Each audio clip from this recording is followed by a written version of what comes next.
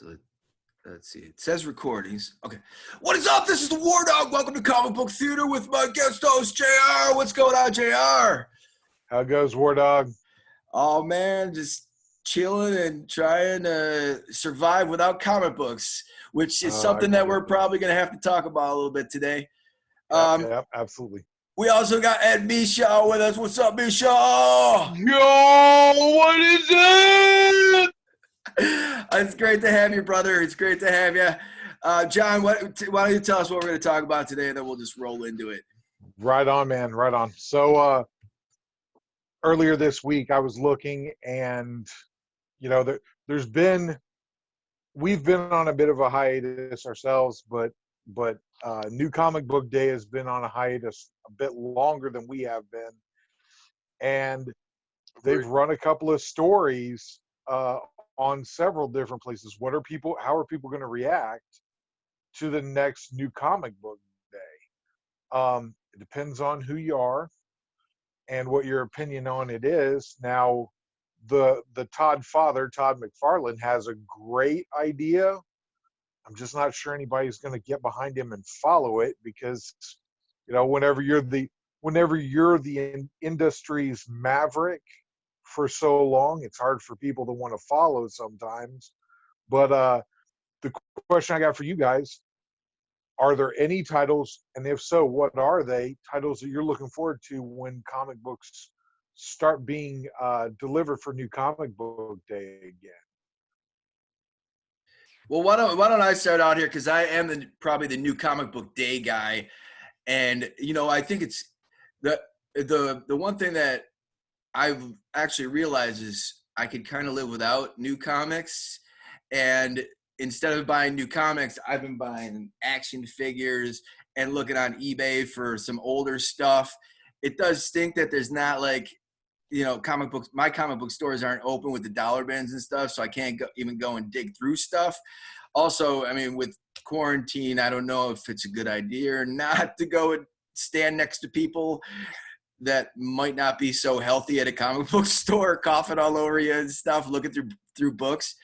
But I mean, the one title that I miss is the Immortal Hulk, because I love the Hulk. That's probably my favorite. The Batman that was coming out was pretty cool with the new characters, the designer, and what's her name? I forgot her name. The new woman. And then Punchline. And the one thing I said to you earlier, that some of the Image comics that start out with a new story and they might be 6 books in, and you haven't read it for like 5 months, you might go to the comic book store and just not even care. Like there's some books that I'll probably spend less at the comic book store thanks to this. I mean, what are your guys' thoughts?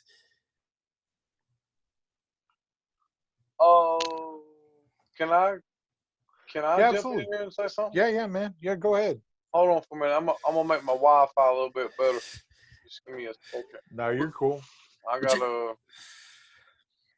hold on. I gotta cut off. I gotta cut this off. Because you're lagging a little bit, and it's probably because of my internet. So I just cut that off. Right. You were talking about Todd. War Dog, you were talking about the new Batman. Well, him and Catwoman are supposed to be having a baby together, correct? Really? And I've heard that. Yeah. Yeah. So yeah, it's like a whole lot of fire that was coming out for Batman, and now it's stopped. I mean, it's like what? I mean, okay. Well, 3 months ago, they were having a feud and they weren't even getting married, and now they're having a baby together. So, right or wrong, to me, my personal opinion, don't get me wrong, I love DC Comics. I got a bunch of decent DC Comics. I do. As a matter of fact, I can probably pull a couple of them up here on the wall. Y'all see behind me. I mean, I don't know if you can see it or not, but my thing is, though, this is what I've been doing. I mean, I know because of the coronavirus and not being able to go to a comic shop, and I had moved up to a big city, and just so I could go to a comic shop, because where I'm at now, there is no comic shop. I mean, I have to ride all the way back up to the big city just to go to a comic book shop, which sucks. And for a person like me, and not downfalling comic book shops or anybody that's dealing with a comic book shop, if you can get to one, yes, support your fucking local comic book shop. My personal opinion.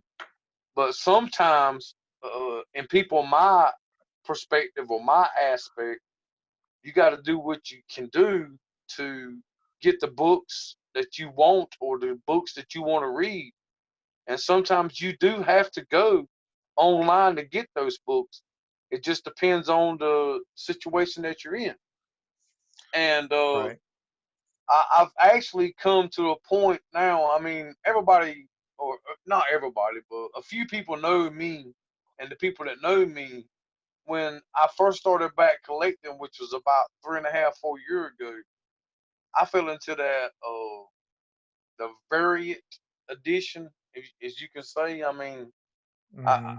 I'm a variant whore. I'm not gonna lie to you. I have been for the last 3 years, but now I've seen the light, so to speak.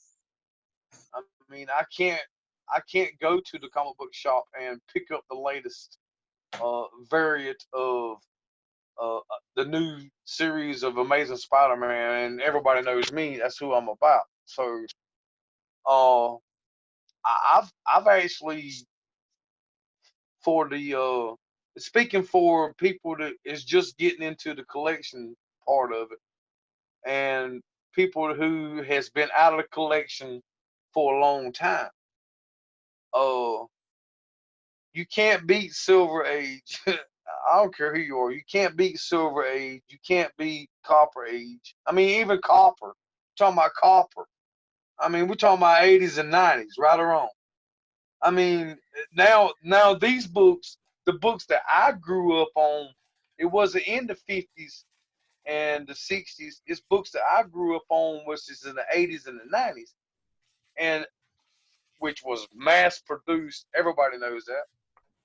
Oh Mm-hmm. yeah. The 80s and 90s comics was mass produced. You could get any copy of whatever that you wanted, pretty much anywhere.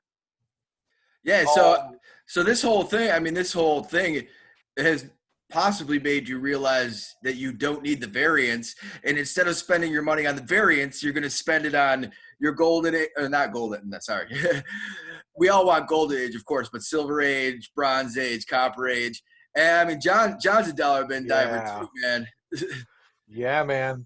Hey, look, I'll tell you right now, it's Todd knows he's been since the inception of the podcast. He's sung the praises of things like Immortal Hulk to me. And one of the reasons why I basically missed out on Immortal Hulk was because, yeah, I'm a back issue guy, man, and have been for several years now, where if a the only time I will buy a variant cover is if the art speaks to me. If I look at that cover and I say to myself, "Dang, dude, that's amazing," but I'm not the cat that's going to go after the 1 in 100, 1 in 1,000, because the price point isn't there. You can look, man. I've done some looking at some YouTube videos where there's a guy, and I'll try and find the link and post that in the comments on YouTube when we go live with it there. But the truth of the matter is, you look at hot lists and the variants and things like that, and you go 6 months down the road, just 6 months, and you check values 6 months after the hot lists are published. Almost all of them are either static, they haven't gained any ground off of the high of that hot list, or they've lost ground. Their value has actually come down. And exactly. that to me bothers me a lot. and with a lot of the variants, and look, man, I'm a fan of some of these places that sell these variants because they have good customer service and stuff like that. But it doesn't mean that I'm always buying every single one of the variants that they come out with. Again, I pick and choose, but then to me, it's not as much of a monetary investment. It's more of an enjoyment investment for me at that point. That's the key right there. That's Yeah, exactly key. It's not an yeah, investment. In my opinion, it's not an investment. It's what right. I want. It's what I like. It's not And it's not what everybody else like. It's what I like. and that's the way it should be, really. It should be, and that's something that I've tried to preach to anybody on social media who's listening, that we all have, is you collect what you want to collect the way you want to collect. I mean, look, dude, I ain't gonna lie. The only exception to the rule for that one is I'm not a huge fan of people destroying comic books for entertainment value, but I make the caveat that it's your freaking money, man. If you want to burn it, burn it. You You know what speak I'm of saying? you spoke of Immortal Hulk. Now, Hmm. I'm not I'm not sure of the issue, but it's the one where Inhawk Lee, Yeah. Inhawk. I mean, I don't know how you say his name. I, Inhawk I, Lee. I'm not very good with those I, pronunciations either. I ain't I gonna lie, think man. it's issue 4 where he had the head, just the it was the top torso of the cover, and Right. you talk about Immortal Hulk, and I've been looking for that one, and the cheapest one I come across raw is like $100, and I really want that. I really want that book because it's a caption of Hulk that I really love. You know what I'm saying? Right. But then Right. it falls in the same category as a variant. Now, as a person like me, for instance, that likes to collect, and that's a book I would like to have on my wall. I mean, you see my wall in the background. But Right. Right. as an individual, do I want to pay that much money for that, or should I take and invest in older comics? I, I'll tell you. And look, I've already made it known to a couple of my friends here locally. The next comic that I spend more than $1 or $2 on is going to be the first time that you actually see Mary Jane's face in Amazing Spider-Man 42. That's going to be the next one that I drop any substantial coin on. Like I say, that's not like a massive, No, lot of money, but that's the next time I'm going to drop anywhere near 50 to $100 on it. That's I going to be the one. I actually I was bored the one day and I went onto eBay and I typed in Batman Adventures 12. I wanted to see what they were selling for, and I found a 9.4. It was for 500 with an offer, and raw. just for shits and giggles, I offered $400. Not that I really wanted to spend $400, but I figured, like, I got that stimulus check, so that was kind of nice. Yeah. And then I'm not blowing all the money on the new comics, which is sad for all the comic book stores because they're missing out on all that money. But it was like, you know what, shit, I'm not It's spending a it. buyer's market. Yeah, Right now is a buyer's market, and to invest in a variant right now would be, I can't say that. Well, look, I'm not gonna call nobody stupid, but no, to no. invest in a variant, it would be ridiculous. You need to invest in the old ones. You, it's about a 98% loser on those, to be honest though with you, because when the retailer, when they charge so much for the comic book with the variant cover on it, they're making all the profits. There's no extra profit to be made on the back end by somebody in the secondary market. You know what I'm saying? Yeah, In other words, if you're buying it, you got to be buying it at below what the retailer's selling it for, and then pumping it back out on eBay. immediately. It needs to be a quick flip on a lot of those. And it just, the return, the other, like you say, the return on the investment, if you are looking at it as an investment, it just isn't there. You might make $25 off of spending 100. That don't make no dang sense to me. You know what I mean? Well, that's what makes the difference between an investor and a collector, right or wrong. You're right. Yeah. Oh, yeah. absolutely, 100%. Hey, $20. Wow. Nice. Bucks. Nice. And that's dude. You can't even grade them for that. Yeah. Yeah. I love that. Once you got it. Yeah, that's a perfect buy, man. So do you think? Wait a minute, hold on. I'm trying to make a point. Wait a minute, hold on for a second. Yeah. All right. $75, and it's a fucking variant, right or wrong. Now Yeah, you tell me, what's the better investment? Oh, 100%, 100%. Nova's a better investment there. 100%. Oh yeah, and the grading. I mean, grading costs like $40. So I mean, the Nova you pretty much got for free. And then basically, I actually got the Nova in a raffle. Oh, really? $20. Oh, that explains. I spent $20. Right I mean, I didn't go wrong. I spent $20. I won the raffle. So I mean, yeah, man. Is what it is, man. But my point is though, comparing the books and comparing the book we're talking about, variant versus classic. I mean, I'll just call it. I'm not gonna call it Silver Age. I'm not gonna call it Gold Age. I'm gonna call it classic. I'll tell you right now, the books behind me on my wall, I got one variant, I got some art, but the rest of it is basically, they're just old books. You know what I'm saying? Like I don't. Again, I will occasionally pony up for the variant, but it's got to be spectacular. It's got to be that one where you look at it and you're just like, man, I can't. Like I say, the art's got to speak to me that way.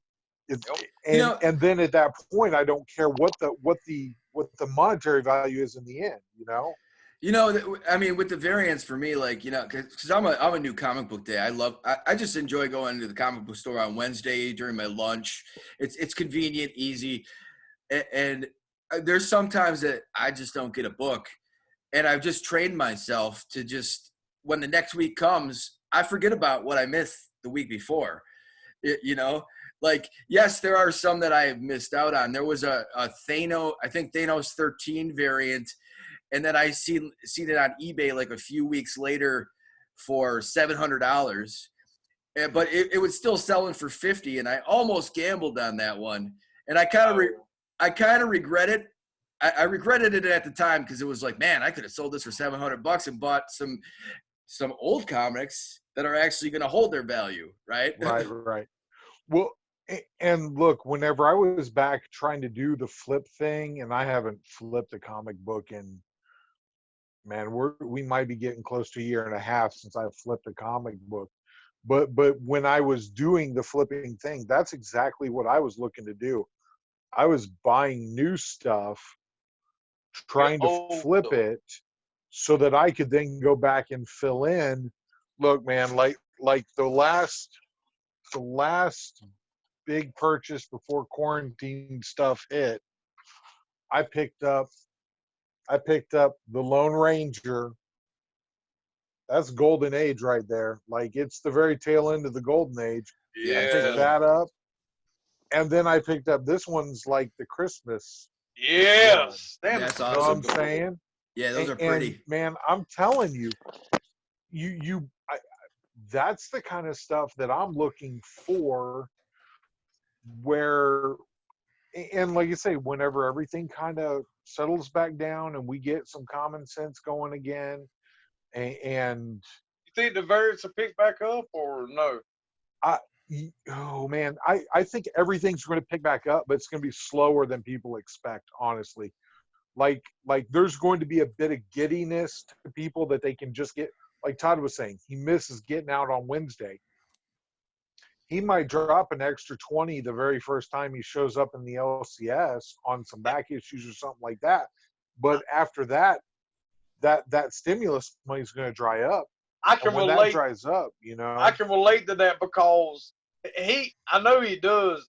I'm sorry, I didn't mean to put my finger up there. No, that's cool, man. I know he does. He's on that Rick and Morty shit.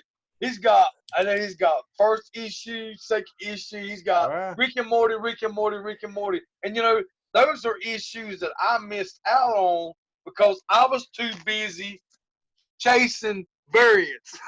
Yeah, man. No, you know what I'm saying? Actually, you know what? I get it. Actually, I don't have Rick and Morty 1, and I had a chance to get it for $50, and I balked on it. You got Ice Cream Man. You got Ice Cream Man. I know you do. Yeah, I got Ice Cream Man #1. And a whole bunch of Thanos 13s. So Todd, what I'll tell you guys both, and this is on the Rick and Morty thing specifically. Y'all watch out for the Hot Topic Rick and Morty #1 variant. They reused that cover for their free comic book day. If you watch, you got to be careful. You may find that in a dollar bin somewhere. The Hot Topic one, the free comic book one. But well, no, the real one. The real one. I found it for $1. I ain't lying to you. I found it for $1 at a flea market. And it was in the middle of a stack. It was in the middle of a stack of free comic book day books. I picked it out. I'm like, $1? That's got a barcode and it don't say free comic book day. That's coming home with me and I'll figure out what it is later. I didn't even know. I didn't know at the time either. And I looked later. I'm like, well, that's awesome. $1. I'll take that. Well, but anyway. I would too. Well, Rick and Morty actually ended. It ended at issue number 50, I think. So did it? Yeah. So it's. Yeah, I didn't even know. It's one less thing that I got to buy. Right. You know. Look. If I were going. You're muted, John. You muted yourself. You're still muted. Probably get it. There he is. Hang on. Sorry, guys. I got a call. Sorry, guys. I got a call in the middle of this. I apologize. Cool. If I got one new book at all, it would likely be let me think here. It would likely be Venom. I would go and get Venom. Donny Cates kills it regularly. Donny Cates kills anything he's got his hands on. Oh, I agree. Yeah. But there again, like I say, that's me stretching because I ain't gonna lie, man. A lot of those Venoms from the early run, unless if it's first appearance of Null, first appearance of Dylan, or Venom #1, the rest of those are all dollar bin books. They just are. Pretty much. So, you know.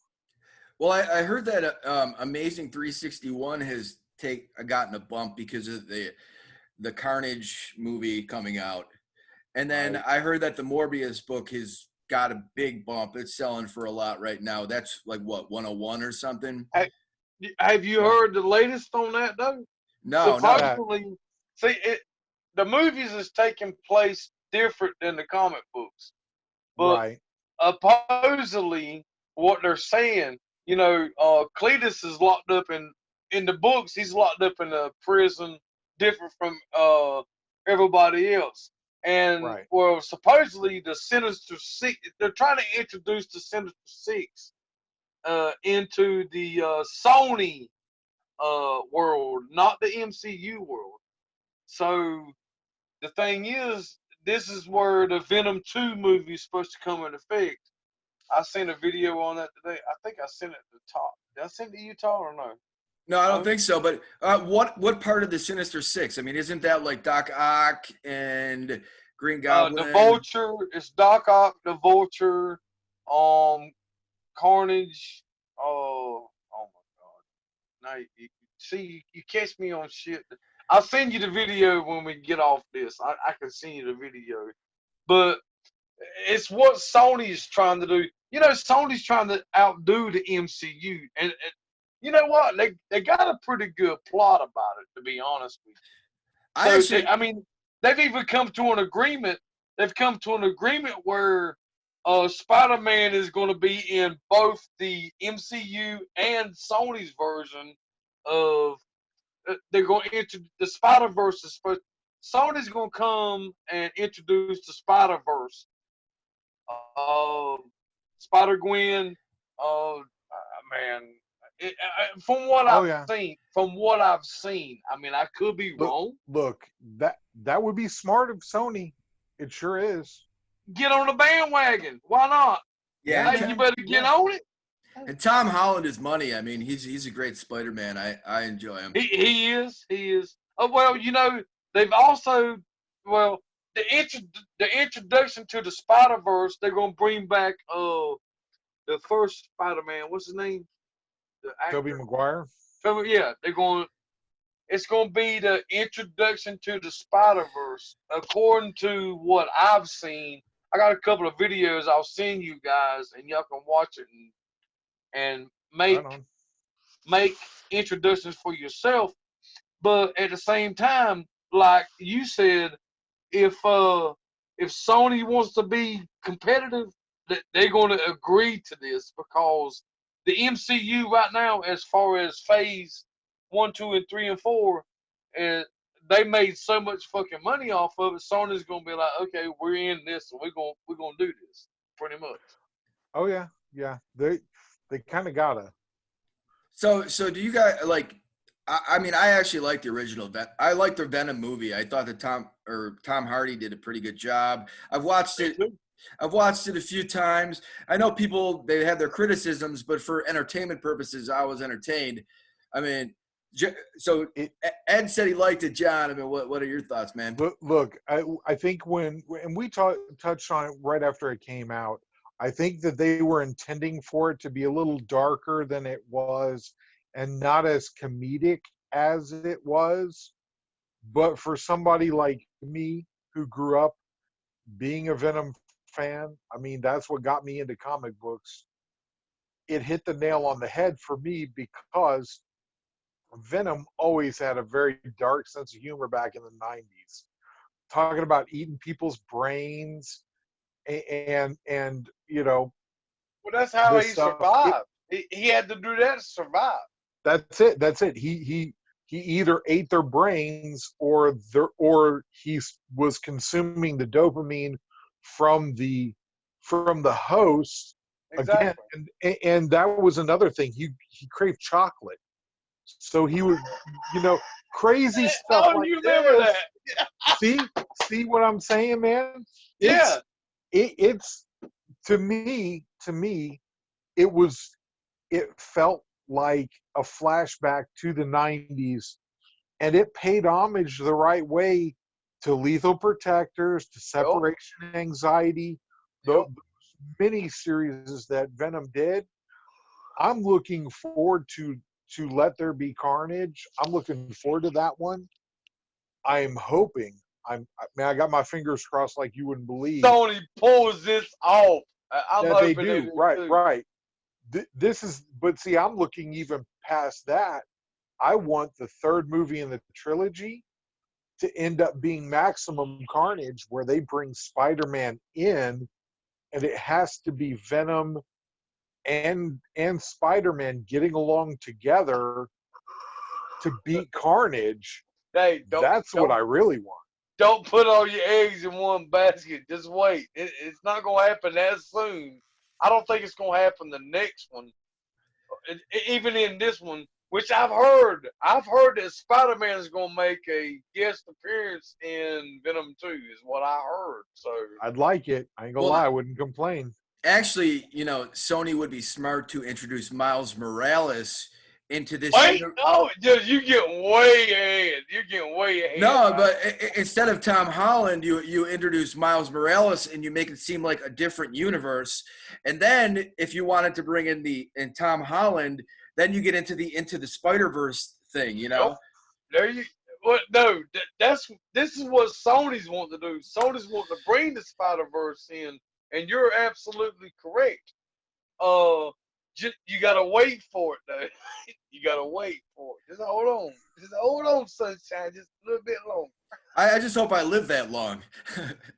Yes, you will. Yeah, you will. I don't know if I get coronavirus, I might not. Who knows? But stay your ass at home, then. I'm trying, man. I'm trying, but Walmart's right across the street, and I'm always in the mood for steaks. Oh my God.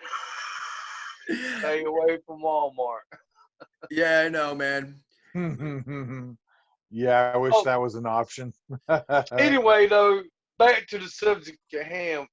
We were talking about variants, and I'll be honest with you. I'm a variant whore. I'm not gonna lie to you. I mean, yeah, you look like a whore. I am. I could show you variants all day long, and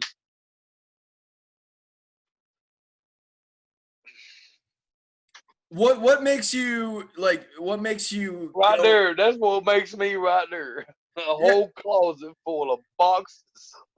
But I mean, obviously, like John was saying, it's a certain artist sometimes that triggers you to pick up a variant, right? And maybe pay a little bit extra. So, like, I mean, what are the artists? Like let me go to John first on this one. I mean, because John, you brought this up. I mean, who are some of the artists when you see variants? Like, let me just say, for me, it's Mark Brooks. I like Mark Brooks's.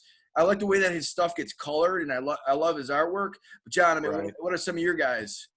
All right, I'll tell you right now, the ones that I gravitate towards the most are going to be Frank Cho and Adam Hughes. I will tell you, originally Art Germ was kind of not as high on the list as he is now. He's definitely, his style, his hybrid style has grown on me through the years, and I dig it. I dig it. I'm trying to think here. The only other one that I'm really enamored with is Alex Ross.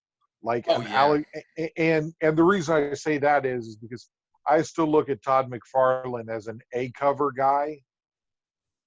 And most of the variants that are Todd McFarlane variants that are for Spider-Man, they're repurposed art that's been retouched or recolored, and I don't like that. I'd rather it be a new piece rather than them going back, than Marvel going the cheap route and going back in their archives and being like, well, we didn't use this Todd McFarlane, but we still own it, so we're gonna cash in on his name.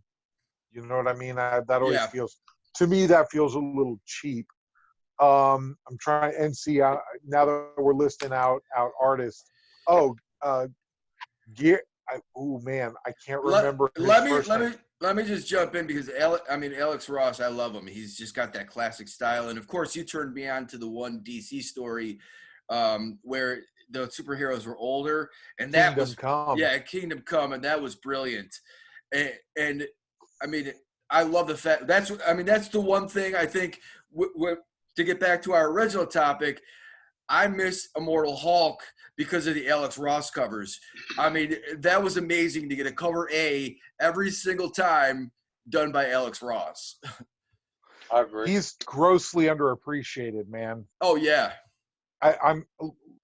I firmly believe that people will look back on Alex Ross covers, and Alex Ross, one of the things with Kingdom Come was Alex Ross did page work too.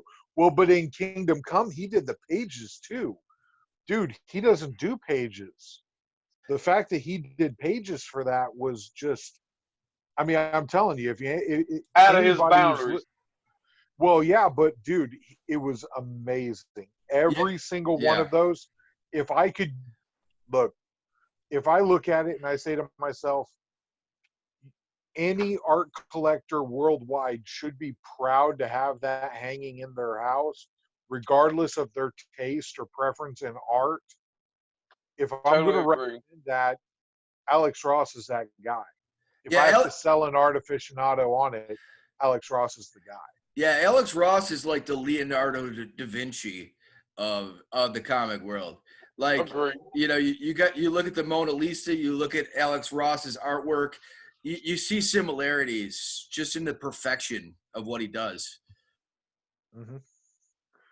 Now, the other thing that I really enjoy about Alex Ross, just as a dude on social media, it seems like every couple of months he will find one of the art pieces he did as a child, as like an 8 or 9 year old child, and post them. He'll post them, and then he'll post his professional rendition of the same piece. Can't see that because your background, Todd. Can't your back? You got to turn your background off, homie.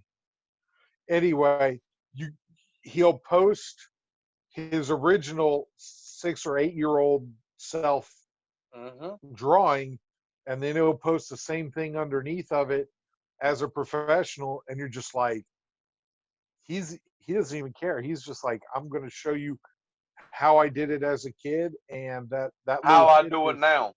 Yeah, that little kid is me doing it now. Still, I just have a lot more skill, a lot more practice. So we were talking about the artists that stimulate you or make you want to go and buy the variant covers. John, you mentioned I got a couple.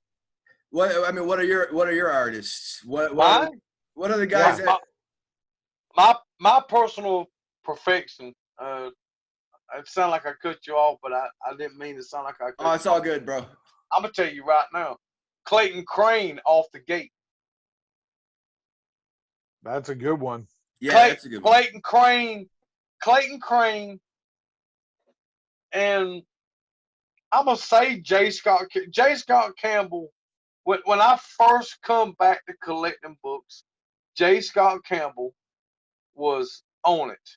I had got the Amazing Spider-Man #3 variant cover where Captain America was on the cover, and I ain't got time to find it, but Captain America was on the cover. J. Scott Campbell. I have several, to be honest. Mark Brooks, of course. I got that 1 in 100 Mark Brooks edition of Amazing Spider-Man. I had to have that book. I'm sorry, I did. Yeah, he's a stud. It's my personal pet peeve. Anything doing with Amazing Spider-Man. I also got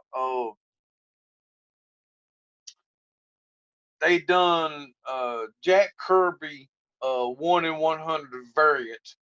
And again, this falls back to the variant categories. I got that 1 in 100 Jack Kirby variant of Amazing Spider-Man that I hold dear to my heart. It's some of his last artwork that he done. Now that brings up an interesting point, because I was talking to my friend and he bought Devil Dinosaur, and he said that was Jack Kirby's first work comic without Stan Lee. Now, is that correct? Or that is very correct. Or is it Demon or Sandman? It was Demon. If I'm not mistaken, it was Demon. I can't get him a phone now because I'm televised, but I think it was Demon. Well, that's something for the audience to check out. Yeah. I'm sure somebody can check it through. I would be shocked if like Key Collector, somebody like that, didn't have that kind of information on the app. Just saying, if somebody is willing to do that research for us real quick. So we talked this topic to death here, and it's one of the other things we want to talk about. I mean, sitting at home, being quarantined, I've watched like every freaking show that I possibly can, and I'm just curious, like, what are you guys watching? What do you guys suggest to check out? Like today, I watched The Return of Swamp Thing. And it was cheesy but fun. I watched House and House 2. The other day, I watched Waco, and that was incredible. That was a really, really good show on Netflix. If you get a chance, check that out. If you like historical stuff. And then I finished off American Gods, and I was going to ask Misha if he's Irish, because there's an Irish dude in American Gods that loses his lucky coin. And so he's trying to find his lucky coin throughout the whole series. Hey, I've got I've got to the 5th episode of that series, and I haven't been able to watch it no more.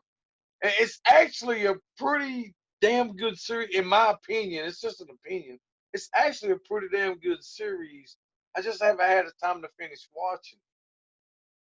Yeah, see, I finished that one off, and the Irish guy is my favorite. I mean, he's my favorite. He's my favorite too. Yeah, he's awesome, and so I'm curious what you guys are watching, and what if there's anything that you could drop that I might not have watched that some of you guys may have watched.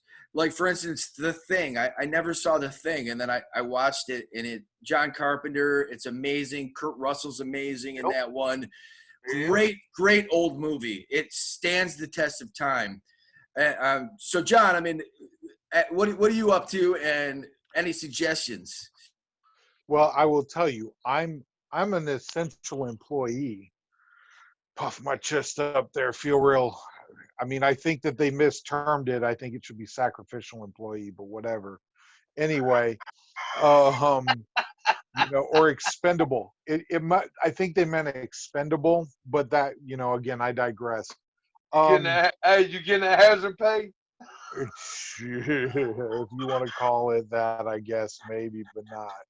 Anyway, we'll get off of that one. Yeah, we'll get off of that. We'll go back to the topic at hand here. Because of that, though, I haven't had a lot of extra spare time hanging around at home, but something new that I've been doing while I'm at work. There are a couple of different apps that I've been messing with. One's called Libby and one's called Hoopla. And I'm actually listening to audiobooks while I'm driving down the road. And man, I put a lot of miles on, dude. So like the Expanse novellas that they have, which they're not full-blown novels, they're a couple of hours worth of listening while you're rolling down the road, maybe 4 hours each. I've done a couple of those. The Expanse Leviathan, which is the very first novel in the Expanse series that the TV show is based off of. I've listened to that one. The one that I'm really got me geeked, though, that's completely comic related. I listened to an audiobook on the history of Superman. And it is, man, it's about as complete of a history, not just fictional history, but real world history of Superman that you can come out with, man. And it's pretty unbelievable. I wrote a piece about it for Outright Geekery the other day and then posted it to the Facebook group. Totally worthwhile. Now, I'll tell you, it's like 13 hours worth of listening, but man, totally worth it. And if you ever doubted, or like with me, I ain't gonna lie, I've kind of almost always had a cynical view of Superman. You know what I'm saying? Like, he's too good to be true. The big blue Boy Scout. I'll call him that a lot. You know what I mean? Just because, like I say, it's too good to be true. But you know what, man? That's exactly who we needed at the time he came out. You know what I mean? Yeah, and the world is actually looking for someone to do the same thing that you've done. And what I have here, and don't mean to cut you off, but the reason you say Superman is, yes, it's the 90s edition, but I'm gonna tell you what, boys and girls, signed and dated by the artist and the creator, and this is a portfolio that you can actually buy. You can actually buy this portfolio. Each one still signed and sealed. And if you know what this is. Yeah, man, I've seen that. I think I saw you post that when you got that. You ain't had that very long, have you? I was so happy when I got this. Each book is still signed and the signatures are on the outside of the sealed cover of every book. And dude, that's awesome. To me, I mean, everybody looks at it like, oh, that's some 90s bullshit. You know what? I don't, because in the 90s, I was a teenager. And for me to acquire that was a great accomplishment in my life, in my opinion. The death of Superman. Oh, yes, I agree.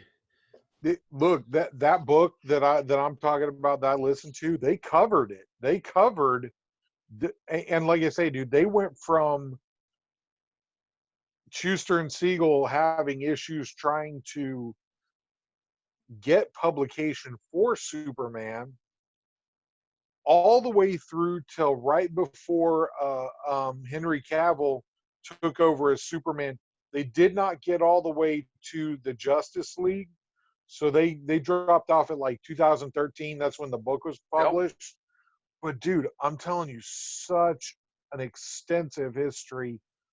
And I ain't gonna lie, dude, we could literally do an entire, like, probably 2-hour episode of the podcast just on Superman's real life impact on things like World War II, the Klan, the Mafia, civil rights.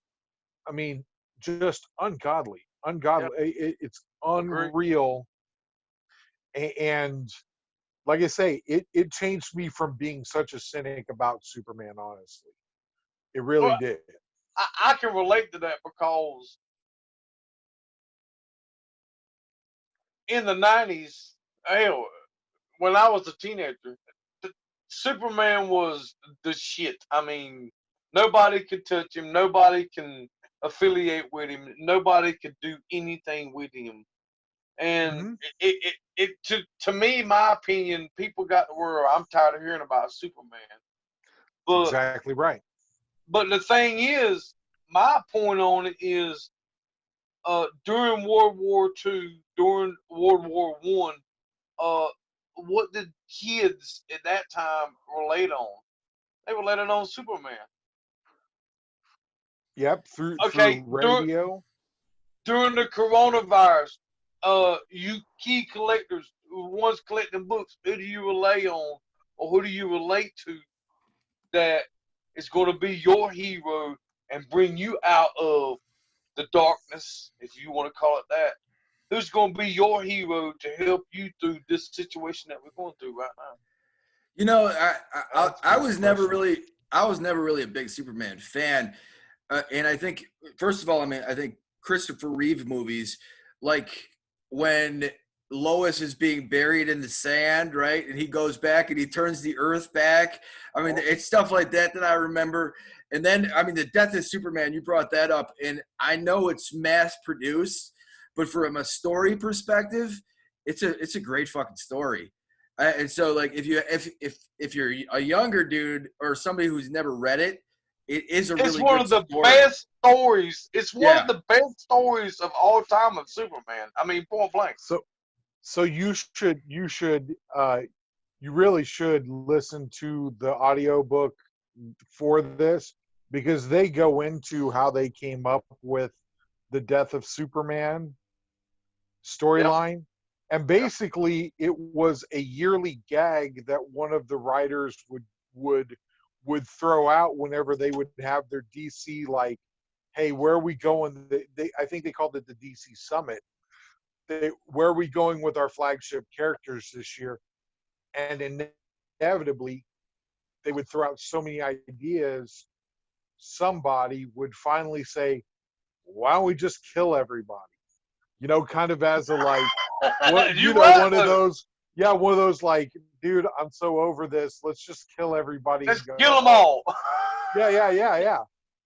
And finally one year, they were like, and this is what it was. They really wanted to get Lois and Superman married, but because Lois and Clark, the TV show, was on TV, they wanted to save it to coincide with that. And the powers that be said, you can't marry him yet. It has to coincide with the TV show. We don't want to lead anything too quick. They had to freak out about it, and they're like, screw it, we'll just kill him. And they did. And well, I mean, you know, well, comic book history. Well, I mean, I think the death of Superman proved a point that, like, Superman, Superman sells comic books. Batman sells comic books. The Flash sells comic books. Even though there's been hundreds and hundreds of issues, they sell comic books. Then the Hulk, they kill the Hulk, right? They try to come back with this pussy Hulk, which I call it, right? You're right. And the Hulk disappeared. I mean, that's what actually inspired me to write my comic, was that there's no Hulk anymore. So I wanted to write a comic book where I could introduce the Hulk, and in the crew number 3, you're going to see Bishop Hulk. So that inspired me. G-style. But they brought back the Hulk, and I know that, like, people always love the idea of let's kill off these characters, but those are the characters that actually sell comic books. So you can't kill them off. My personal opinion, I think that's what the MCU is trying to do now. I mean, you hear talks about the new Avengers or the new Young Avengers, but the only thing they're doing it, or the only reason they're doing it, is because to attract the young generation. It's like they're throwing out a catfish hook and no catfish is biting. The brim's fucking biting. You know, brim ain't nothing but this big. You ain't getting a catfish that's this big. You get the fucking brim that's this big. It's the young generation that's going to determine where, in my opinion, it's the young generation that's going to determine how this is going to go and how this is going to take place. And in my opinion, all the young generation around me, I just got this brand new house. And I mean, I ain't trying to put myself on blast or nothing, but all my youngins, all my grandkids, they come in this room here and they're like, oh, look, just look. I mean, that's what us older people need in our life. We need the young people. Somebody's got to take up the torch now. I mean, my personal opinion is spread the love. I don't give a damn who it is. It could be a next door neighbor. It could be your best friend you work with at work. It could be whoever. If you got a place of sanctuary, thank you, God, for my sanctuary. Bring them in, show it to them. I mean, oh yeah, no, absolutely. You got to share the love. You got to spread it around, man. That's what Free Comic Book Day is supposed to be about. It has turned into guys trying to hunt down, what key is coming in Free Comic Book Day. This first appearance, you know what I'm saying? That's what they're trying. That's what it's turned into. But it's not even about. No. What gets my feathers rebel, or what makes my pointy toes, is my grandkids. My grandkids. You know, my grandkids. I mean, come on now. And like you're saying, that's what separates the real collector from the binge binder or the binge seller, whatever you want to call them. I mean, there's nothing in my heart makes me more happier than my grandkids experiencing what I did when I was their age, and I have a hand in that. You know what I'm saying? Right. It's nothing about value. It's nothing about value. It's nothing about what's this going to be worth whenever I get old. These are children we're talking about.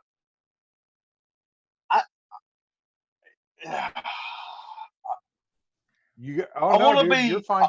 I want to be sarcastic as hell, but I'm trying not to be sarcastic as hell. Oh, it's okay, man. What floats my boat is making them youngins smile and making them youngins interested in the concept of what I used to do when I was their age. You know what I'm saying? Right. It's all about the connection with them. And I mean, you know, like for guys like us, it's a nostalgia value. For them, in order to create that nostalgia for them in the future, you got to have that connection now. Exactly. You know what I mean? That's what it boils down to, and that's one of the reasons why.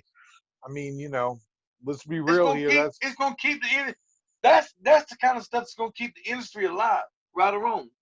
Oh yeah, 100%. Not the pushers. Well, not the people. I mean, look, the people who do variant covers, that's not going to be what keeps the industry alive. Now, I'll tell you right now too. This is not something I enjoy having the opinion of, but my current opinion is that the industry, the publishing part of the industry, is going to undergo a change. We live in a binge society. Netflix, Amazon Prime, Hulu, fill in the blank, all these streaming services. eBay, whatever, yeah. Yeah, the whole nine. It's all binge worthy. Everything you want, a full season all at once. And I believe that at some point it's going to come to the part where kids look at it and say, why am I going to buy one installment, 1/4, 1/6, 1/12 of this story when I can simply wait, get the full trade paperback, and read it all at once and be good? And you're starting to see some people do that a little bit already. I'm worried that it will eventually mean the end of floppies altogether, the end of actual individual comic books being printed all together, totally. And everything will start going to hey, you know what? We're just going to release trade paperbacks. Now go digital. Well, and some people will go digital. Look, I ain't gonna lie, I've read a lot more digitally recently than I ever have in my entire life, just because of the availability. Exactly. 100% it's available. Now, it doesn't mean I'm not going to go pick up the issues when I see them, but that's because I'm a collector. And there's two different aspects there. There's being a collector and being a reader.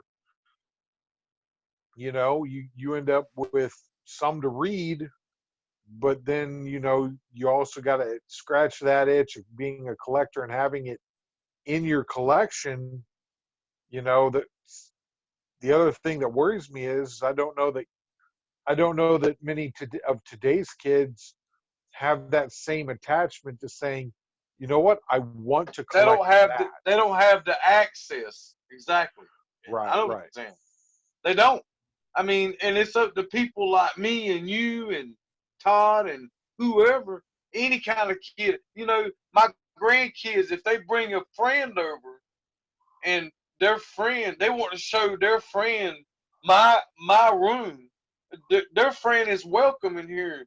And hopefully that sparks something in somebody I don't even know. And it's already sparked into my grandkids. But my thing is, though, if they bring a friend over and they see this, I'm like, well, I want to have this too, Right. And for us older collectors, or for ones that's been doing it for a while, or whatever the reason is, it's our job to make them want to collect and show it off. Should I say showing off? Is that too big of a word? I mean, no. I see your display in the background. So, you bring up a good point. I mean, when we were kids, there was spinner racks, right? And so you would see them, you'd get excited, and hey, I mean, if you come across one, let me know. I need one. Yeah, all right, I'll let you know, man. Ask Tony Buck. I bet you he could find you one. He probably could. Yeah, you ain't lying, dude. Yeah, but I mean, there were spinner racks, and even whether or not I collected, I mostly collected cards when I was younger until I got the comics. But I always seen the spinner racks, and it was always exciting to see. That doesn't exist now. And the biggest concern with the coronavirus is that comic book shops will shut down. I mean, depending on how long this goes, you got to imagine that unless you're like Jesse James Ciccone or whatever, that they're going to start struggling. And a lot of people are going to suffer from it. Yeah. Well, you know that people still. This is what comic book shops have to do right now is in order to stay open. They've got to be dropping comic books on eBay. They got to be dropping comic books on Facebook live auctions. I've seen a lot of them, by the way. I've seen a yeah, lot of man. Yeah. But the thing is they've got to be flexible enough to say, hey, look, we can't have people in right now, but by God, we're going to ship.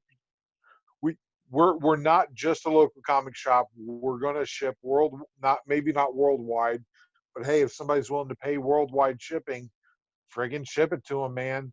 As long as you keep that income coming in. Check this out.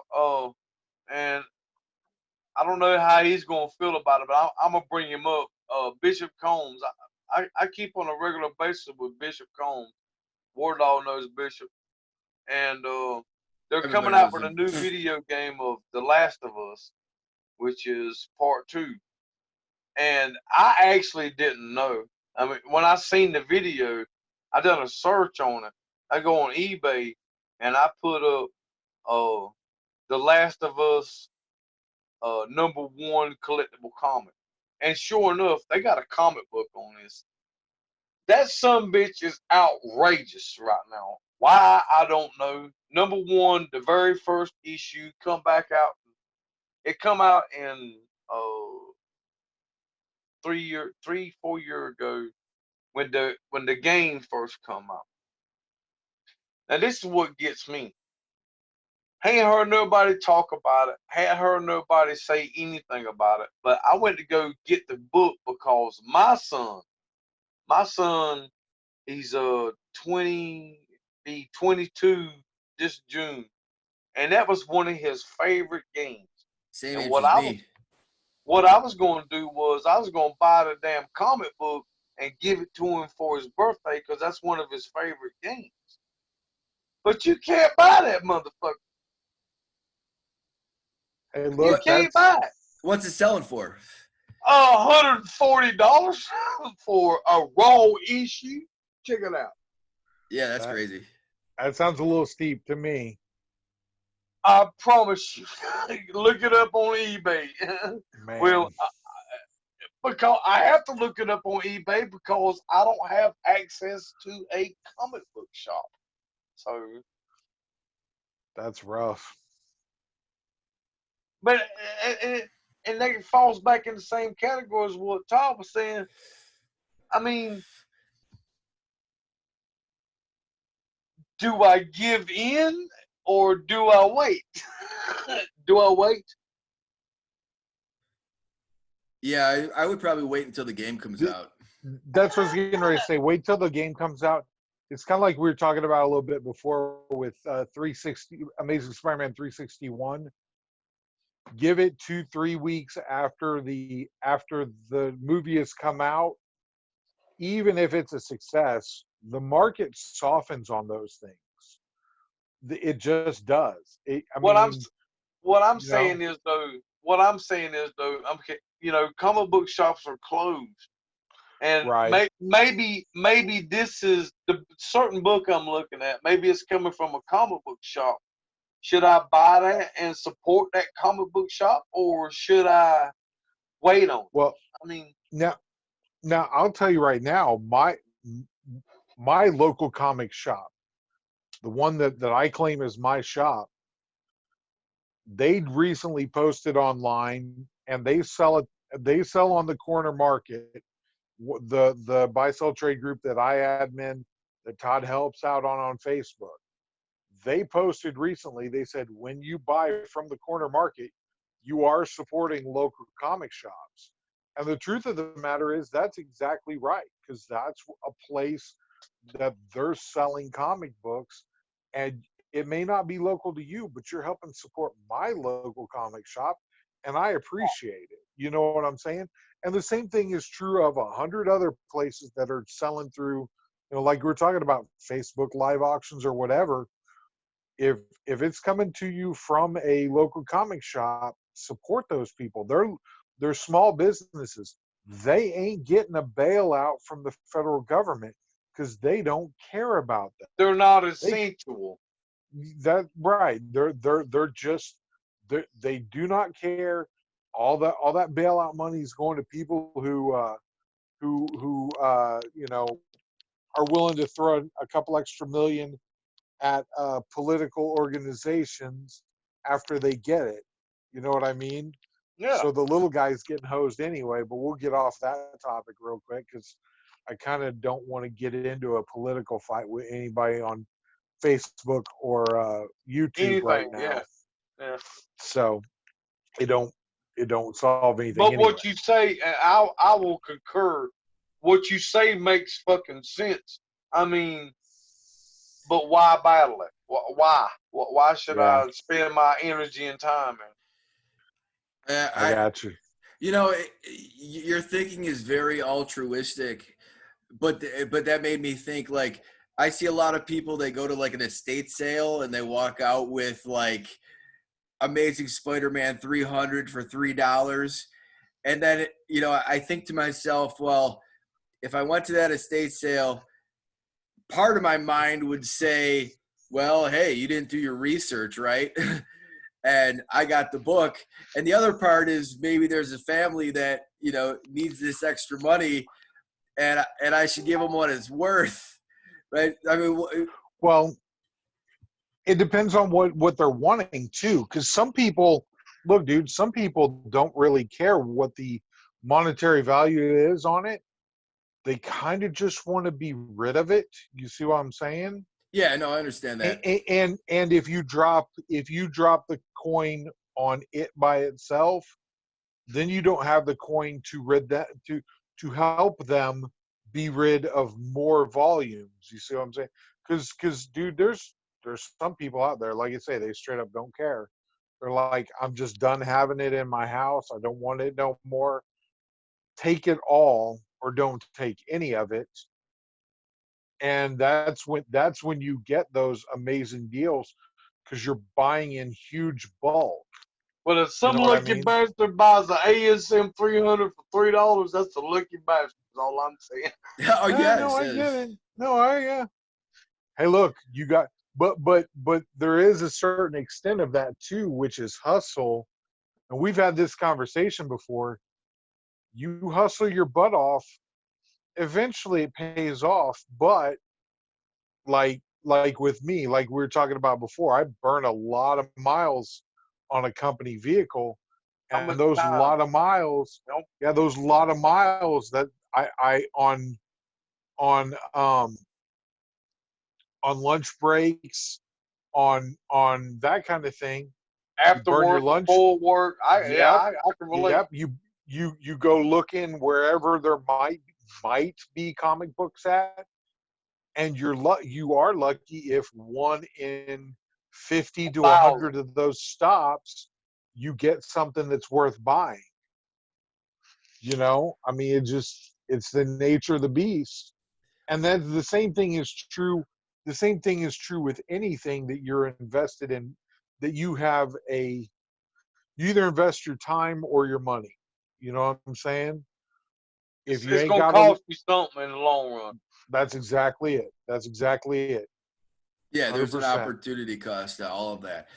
So we're getting on the hour mark. So there is one last thing, because John brought up a interesting question, and I wanted to get you guys' take on this: Batman versus Iron Man. John, why don't you tell this, and then we'll give our opinions. That sounds great. Wait a Okay. minute.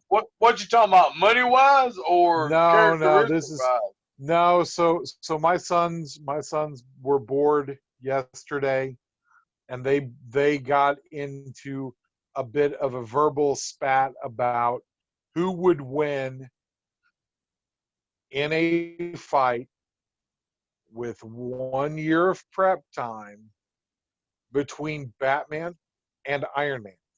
Now, being the nerd that I am, I know the answer. I know the Apparently. actual answer to this. The actual answer is it's whoever the writer wants to win. If you're writing the story, you get to set the premise, and if you like Batman, Batman's definitely going to win. if you like Iron Man's definitely going to win. That's a cop out. It's not a cop out. They both, because this is what we established. Batman has sat on the Mobius chair, which is basically the God chair of the DC universe. Iron Man. But then Iron Man has wielded the Infinity Gauntlets and has a God-killing set of armor. Come on, dude. They both have had reality, like basically God powers. Both of them have had it.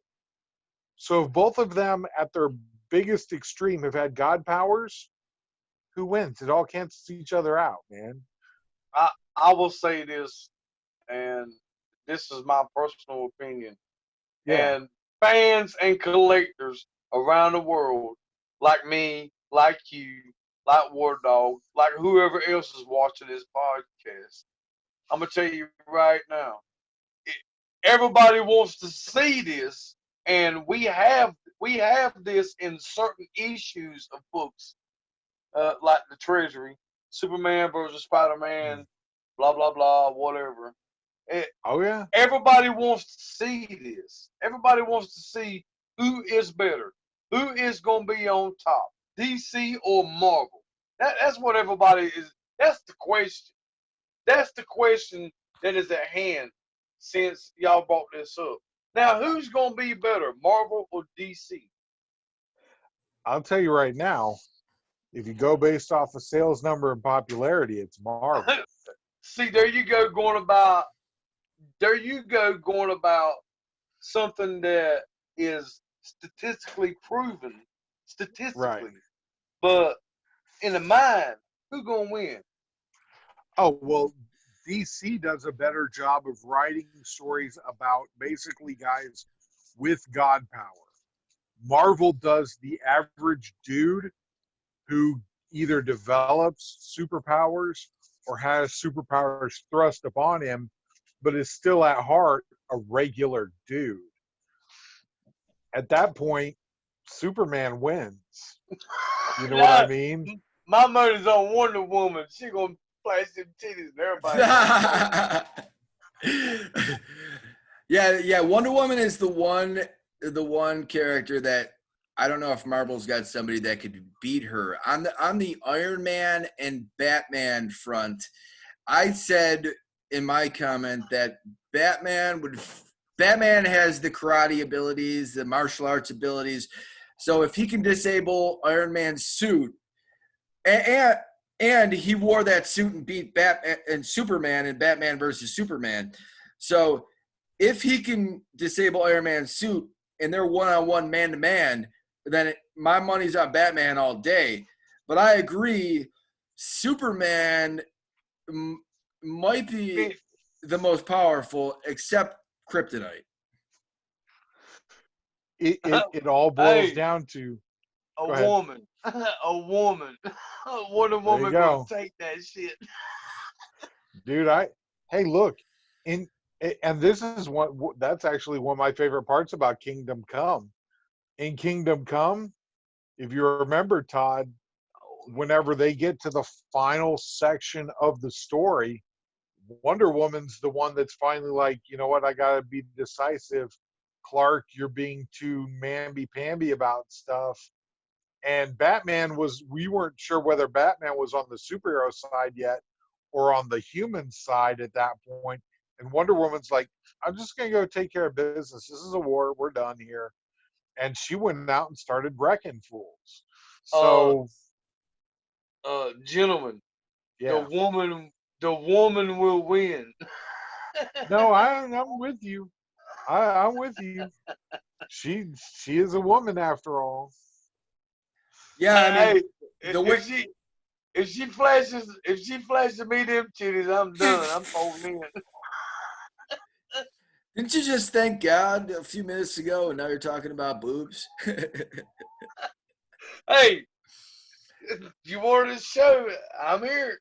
Well, I mean, that's what makes an intriguing and interesting female character, like Princess Leia, using your sexuality to convince Luke Skywalker and Han Solo to fight for your cause, and in the end, you end up winning. Is anybody up on Crush? Anybody know who Crush is? I know who Crush is, but the wrestler. After getting her, no. Hold on. Are you gonna try and smack him? I'm coming. Wait a minute. Hold on now. All right.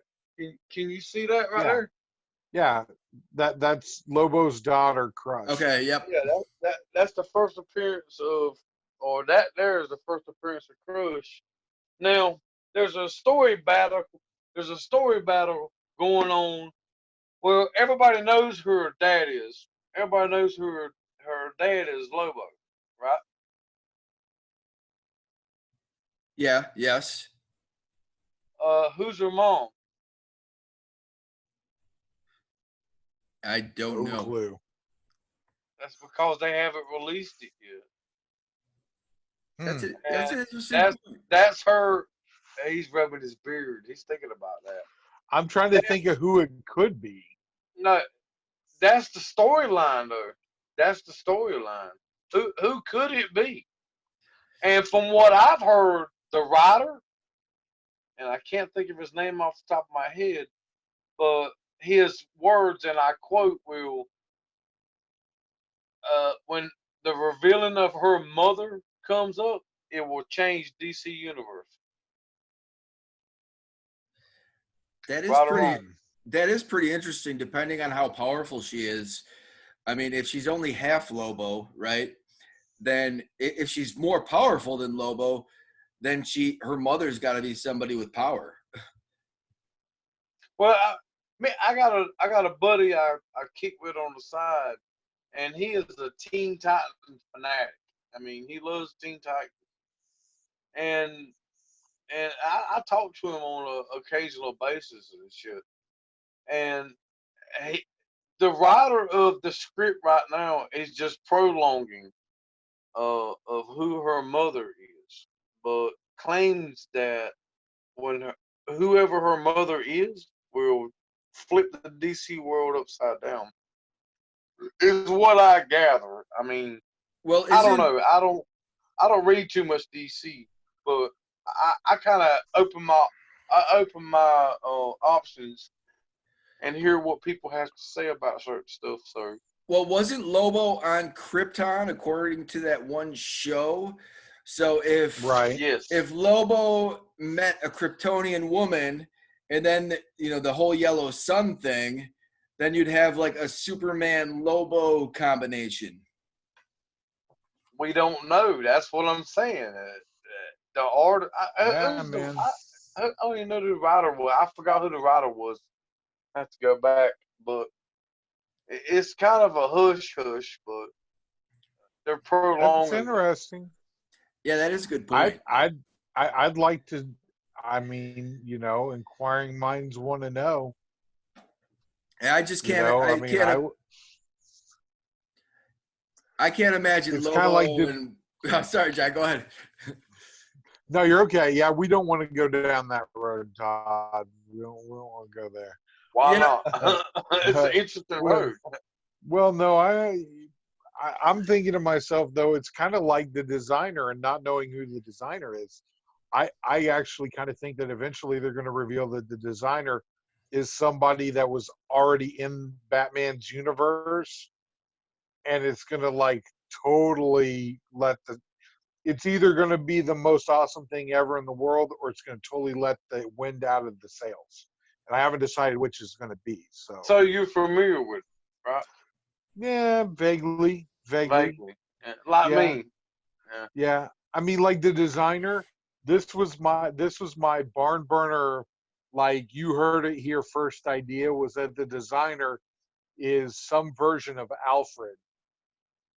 Because I know that they killed off Alfred several issues before, and this will either be a Dark Universe's version of Alfred, or maybe somebody resurrected Alfred and, brainwashed him or something crazy like that. But I'm like, he's basically got that white hood over his head with a great big D in the middle of his face, which is the most god awful character design I've ever. I actually thought it was, and I know what you're talking about. I actually thought it was the Batman Who Laughed is what the first interpretation that I got, but clearly It it's could be. not that.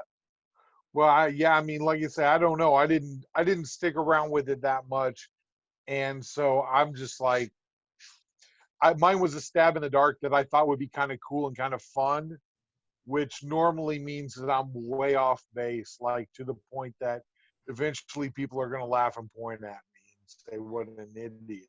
But that I might be right this time. The sun shines on a dog's rear end occasionally too. Very so often. Yeah. Well, they did bring back Thomas Wayne as the Dark Batman, so there is definitely the possibility of a Dark Alfred. We've surpassed the hour mark, so let's get some final thoughts, and we will wrap this one up. Ed is dying over there. So, John, why don't you give me your final thoughts first? All right. Okay. Well, we like it when our guests survive an entire podcast. This is a good one.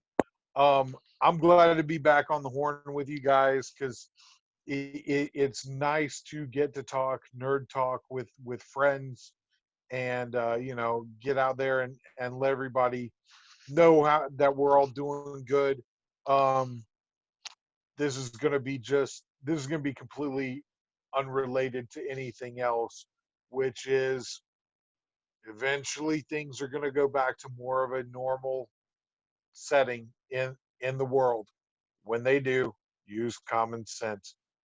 If you're not an idiot, chances are extremely high, like above 99% high, that you'll survive all of this. Everything will be okay. But don't be an idiot. That's pretty much all I got. That's my final thought. Words to live by, maybe. So, Ed, we're on the hour mark. What are your final thoughts? We'll wrap this one up.